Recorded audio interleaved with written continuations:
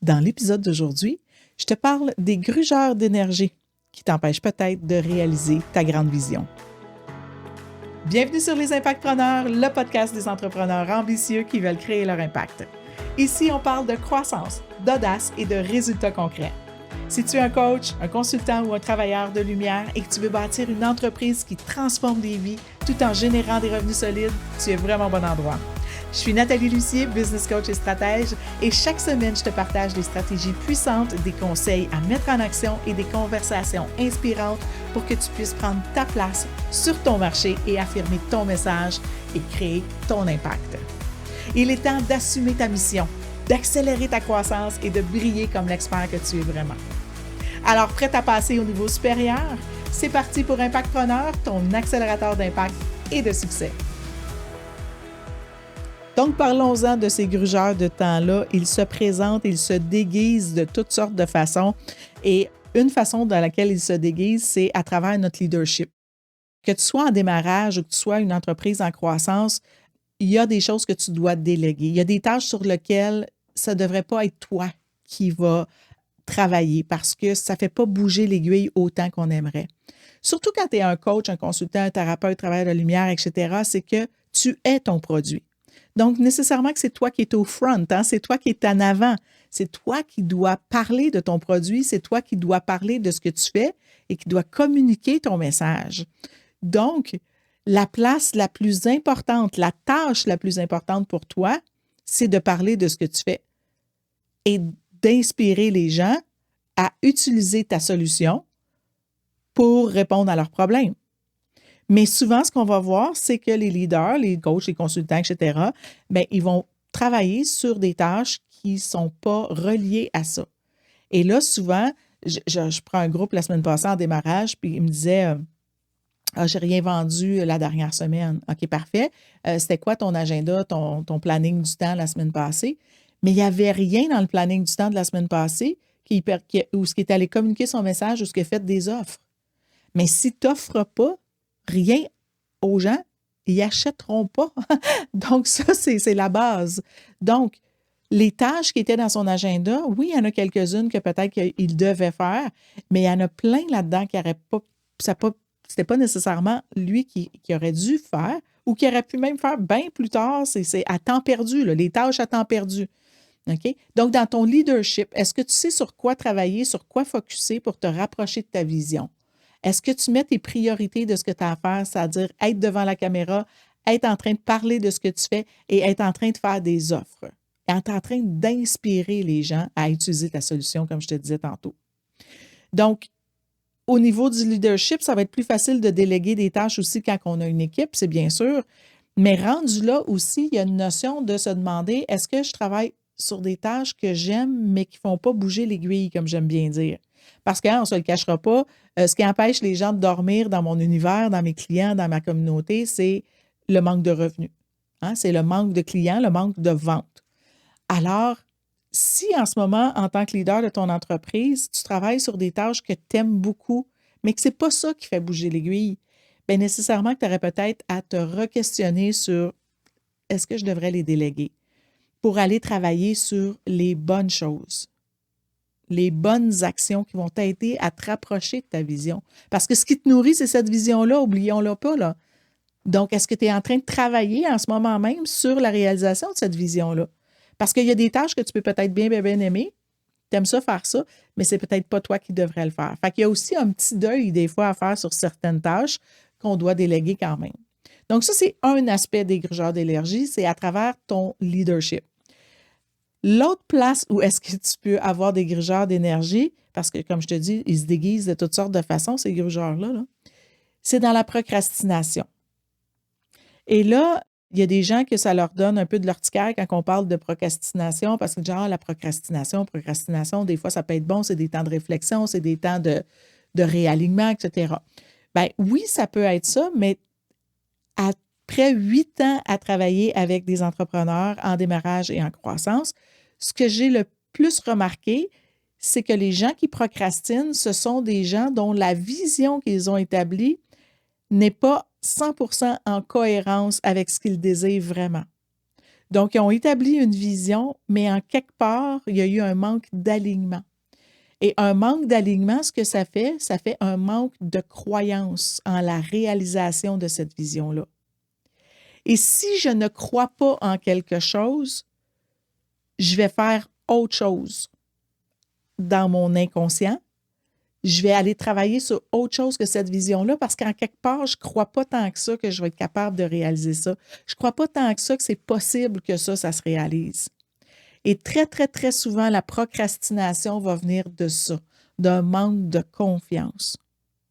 Donc, oui, à la première question, peut-être que tu ne le verras pas. Mais si tu es en train de travailler sur des choses qui ne te rapprochent pas ou tu es en train de procrastiner, que tu remets toujours à demain, à la semaine prochaine, au mois plus tard, des tâches importantes sur lesquelles tu devrais réellement t'attarder à ces tâches-là, bien nécessairement, c'est qu'il y a un manque de confiance, il y a un désalignement quelque part. Donc, en surface, c'est pas juste de dire ah ben là, non, écoute, il est arrivé plein de choses dans ma vie, etc. Donc, j'ai pas pu le faire. Non, va un degré plus creux que ça. Descends, hein? Continue, deep, go deeper. Ask questions. Va plus loin. Puis tu vas voir qu'à un moment donné, c'est que quand tu vas t'avoir posé 5 fois la question, hein?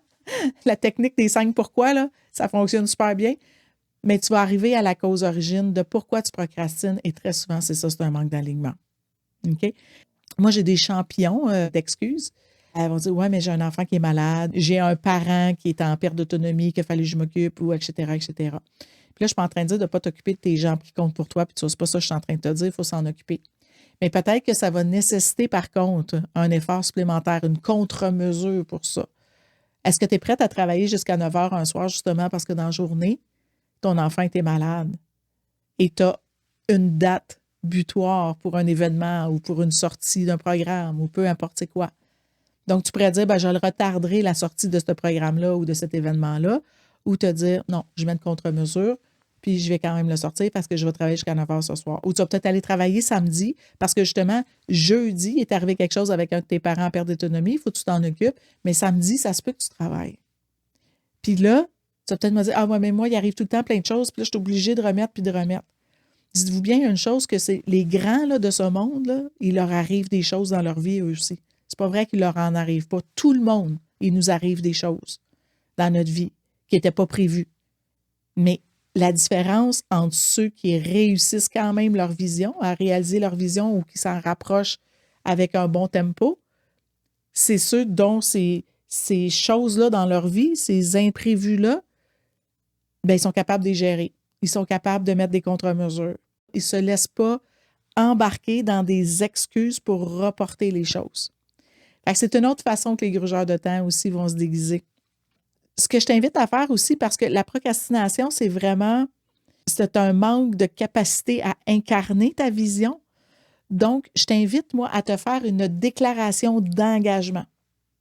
Et cette déclaration d'engagement-là, tu peux te la répéter à tous les mois. Et je l'ai faite avec plusieurs de mes clients et ça a complètement changé la propulsion de leur entreprise. Ça l'a accéléré incroyablement juste d'avoir mis cette action-là, ce truc-là que je te donne en ce moment. Donc, fais-toi une déclaration d'engagement par rapport à la vision que tu veux créer et répète-toi là. C'est un truc infaillible. L'autre chose aussi que je peux peut-être te partager pour t'aider dans la réalisation de ta vision puis éviter que tu tombes dans des grugeurs de temps qui sont conscients ou inconscients, c'est d'avoir 3 choses uniquement mensuellement sur lesquelles tu veux travailler. OK? Ça peut être 3 étapes d'un grand projet, ça peut être 3 plus petits projets, peu importe, mais 3 choses sur lesquelles tu vas travailler durant le mois, que tu vas mettre tes énergies en fait. Alors, ce que ça va faire, c'est qu'à chaque fois que tu entres une tâche dans ton agenda ou que tu viens pour travailler, mettre de l'énergie sur quelque chose, c'est de te poser la question, est-ce que c'est en lien avec une de ces 3 choses-là que j'ai déterminées au préalable? Est-ce que c'est en lien avec un de ces 3 projets-là ou une de ces 3 grandes étapes-là? Et tu vas voir qu'en faisant ça, tu t'en allais peut-être entrer plein de choses dans ton agenda qui n'ont rien à voir avec ce que tu voulais réaliser pendant le mois. J'ai plein de gens qui en font la réalisation. J'ai plein de gens qui font cette réalisation-là. Parce que souvent, ce que je vais leur faire mettre en même temps, en parallèle de ça, dans leur journée, je vais leur faire prendre en note sur quoi ils travaillent. Donc oui, ils vont établir ce qu'ils veulent faire, les 3 choses qu'ils veulent faire durant le mois, puis là, ils vont travailler sur des choses, ils vont mettre des tâches dans l'agenda. Mais entre mettre des tâches dans l'agenda et ce que tu as réellement fait de ta journée, il peut aussi y avoir un écart. Donc, tu vas voir, je leur fais remplir une grille de sur quoi ils ont travaillé avec des éléments qui sont reliés à la propulsion de l'entreprise. Et là, on a des codes, puis ça donne une espèce de graphique, si on veut, là, une ligne. Et là, je leur dis, est-ce que tu étais en mode de pouvoir faire des offres? Étais-tu en mode vente, inspiration pour que les gens puissent acheter ce que tu fais, pour que les gens puissent découvrir ta solution pour leurs problèmes? Et on regarde le graphique de la grille qu'ils ont complétée, puis finalement, ils se rendent compte, c'est toujours un aha moment, là. Ils font comme, ah, je pensais tellement pas. Moi, je pensais que telle activité, mais je suis tellement loin, puis je me demande pourquoi je n'ai pas de clients, mais je n'ai pas travaillé du tout dans la dernière semaine à avoir des clients. Bien, exactement, c'est ça. Tu es allé dans des grugeurs de temps autres que faire ce que tu devrais faire. Ce que tu devrais faire parce que ta passion, c'est d'aider les petits cœurs qui battent à réaliser, à être mieux, à peu importe c'est quoi ta mission. Donc, ce sont vraiment des belles prises de conscience. Mais attends pas avant de faire ces exercices-là. Dès le départ, quand tu commences en entreprise, puis si tu n'en as pas fait beaucoup, puis tu es en croissance, puis tu es peut-être sur un plateau de verre que tu n'arrives pas à défoncer, bien, c'est peut-être des choses comme ça. C'est des prises de conscience à aller faire. Puis de ramasser du data, là, tu sais, comme remplir une grille, par exemple, comme je te disais, de regarder les tâches dans ton agenda, à quoi ça ressemble, bien, c'est du data que tu vas, de l'information que tu vas aller chercher qui est hyper pertinente pour mieux te réaligner. Il n'y a pas de bon ou de mauvais ici, c'est juste des prises de conscience et des réalignements pour que tu réalises ce que tu veux vraiment. Donc, la dernière petite chose en lien avec les grugeurs d'énergie que j'ai envie de te partager dans cet épisode-ci du podcast, c'est réellement ton état d'âme, ton mindset. On ne s'en rend pas compte, mais moi, j'aime beaucoup utiliser l'échelle d'évaluation de 0 à 10 dans le mindset. Okay? 0, tu es roulé, tu es en boule d'un coin, tu pleures ta vie, il n'y a rien qui marche, c'est comme, tu sais. 10, c'est l'euphorie, sky is the limit, t'es en feu, écoute, tout est là, tout est placé, puis t'écoutes, la vie est merveilleuse. Donc, si à chaque matin, tu t'évalues sur ton mindset avant de commencer ta journée, bien, déjà, tu vas avoir une prise de conscience qui va changer la donne du restant de ta journée. Donc, si ce matin, tu dis, ouf, ça me tente pas tant, hein? On dirait ce matin, je sais pas, là, il y a un petit quelque chose que tu dis, ouf, je suis à peu près à 5 sur 10. Mais tu sais très bien que ce n'est pas à 5 sur 10 que ça va te permettre de réaliser ta vision, qui va te permettre de réaliser ce que tu as envie de créer dans ta vie. Donc, en faisant cette mesure-là le matin, tu es tout de suite capable de réajuster ton énergie puis de ne pas laisser aller 8 heures de temps dans une énergie où ton mindset est à peu près à 5. Tu vas peut-être aller prendre une marche dehors, tu vas peut-être aller bouger pour augmenter la circulation sanguine, pour faire en sorte que tu vas aller créer de la dopamine dans ton cerveau. Mais il y a quelque chose que tu vas mettre en place qui va faire en sorte qu'au lieu d'avoir un grugeur d'énergie invisible parce que ton mindset est plus bas, bien déjà, tu vas avoir gagné sur ta journée parce que tu as fait ça. Donc, en évaluant ton mindset à chaque matin, tu viens déjà de déjouer un des très grands grugeurs d'énergie qui est ton mindset. Alors, sur ça, je t'invite réellement à mettre en place ces actions-là parce que tu le sais, hein, de toute façon, là, de l'information, c'est bien le fun, mais ça ne change rien dans la vie. Donc, si tu veux qu'il y ait des changements, qu'il y ait plus de propulsion dans ton entreprise, bien, c'est de prendre l'information que tu viens chercher et de la mettre en application, de la mettre en action. C'est le plus beau cadeau que tu peux te faire de toute façon parce que tu viens de prendre du temps pour écouter ce podcast-là. Donc, va jusqu'au bout et mets en action les choses. Que tu en mettes une sur 3, mais mets au moins quelque chose dans les 3 trucs que je t'ai donnés juste ici aujourd'hui dans cet épisode-là. Et moi, bien, je vais te retrouver la semaine prochaine pour un autre épisode. Entre-temps, je t'invite à t'abonner au podcast Impactpreneur pour ne rien manquer des nouveaux épisodes.